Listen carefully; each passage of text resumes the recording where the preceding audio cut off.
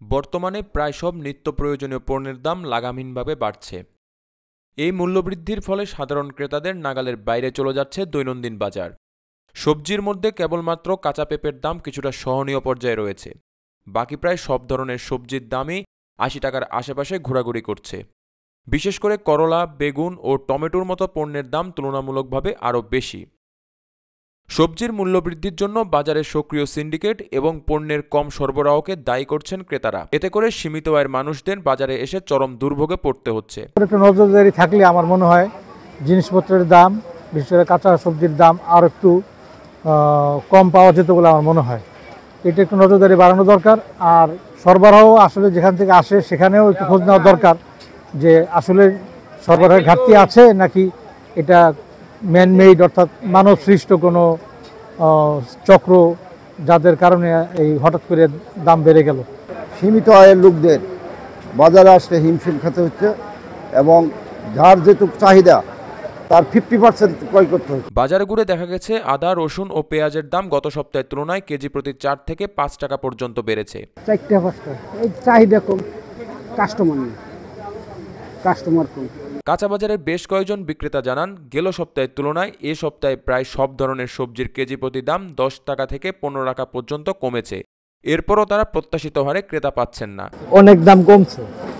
দাম কারণ মনে করেন হঠাৎ করে কমবে। কাঁচামালের আমদানি, কাঁচামাল তো গ্যারান্টি নেই, এই আছে এই নাই। যখন দাম বাড়ো হয় মনে হচ্ছে কাম আছে, এটা কিন্তু ৬০ টাকা বেচতে পারবো কালকে। কাঁচামালের কোনো গ্যারান্টি নেই। কাস্টমার মোটামুটি কম, আগের মতো নাই। আগে বেশি ছিল, এখন কম। আলুর দাম সর্বোচ্চ কম, সর্বোচ্চ এখন আলু না একইভাবে চলতেছে।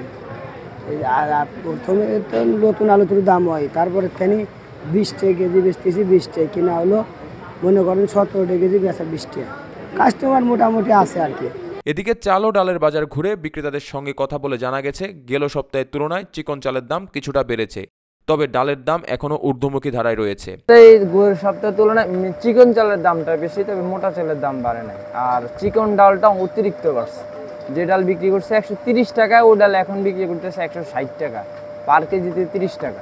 মাছ বাজারের বিক্রেতারা জানান, আমদানি কমে যাওয়ায় প্রতি কেজি মাছের দাম ৫০ থেকে ১০০ টাকা পর্যন্ত বেড়েছে। সপ্তাহ থেকে প্রত্যেকটা মাছে পার কেজি ৫০ টাকা ১০০ দাম বেশি।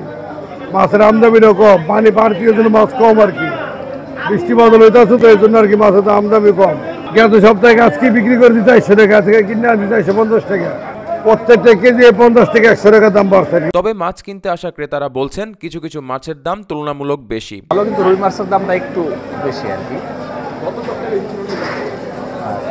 রুই মাছের দামটা একটু ইদানিং বেশি যাচ্ছে। গত সপ্তাহে প্রায় একটু বেশি, আগের তুলনায় একটু বেশি।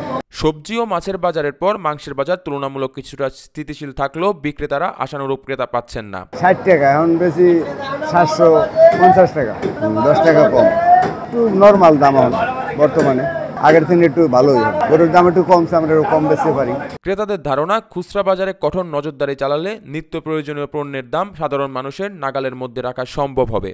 এই মতো অবস্থায় সরকারের কোনো নজরদারি না থাকলে স্বাভাবিক আমাদের মতো লোকের চলা, সংসার চালানো খুবই দুরূহ এবং কঠিন ব্যাপার। এমন কিছু জিনিসের দাম বেড়ে গেছে যেগুলি আসলে আবহাওয়ার উপরে নির্ভর করে না।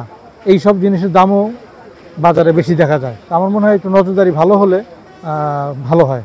জয় চক্রবর্তী, বাংলা ফ্লো।